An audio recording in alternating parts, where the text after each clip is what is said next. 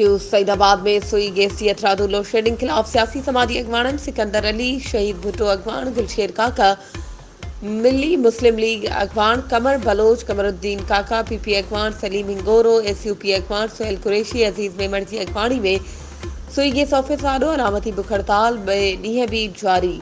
उन मौक़े ते अगवाननि ख़िताब कंदे चयो त सुई गैस मुलाज़िम रात जे वक़्तु गैस जो प्रेशर बंदि करे छॾनि, जंहिं करे शहरी मानी पहुचाइण लाइ परेशान आहिनि। हुननि चयो त महीने अंदरि असांजो ही टियों एहतजाज आहे ऐं 2 ॾींहनि खां बुख हड़ताल जारी आहे, पर इंतज़ामिया नोटिस नथी वठे।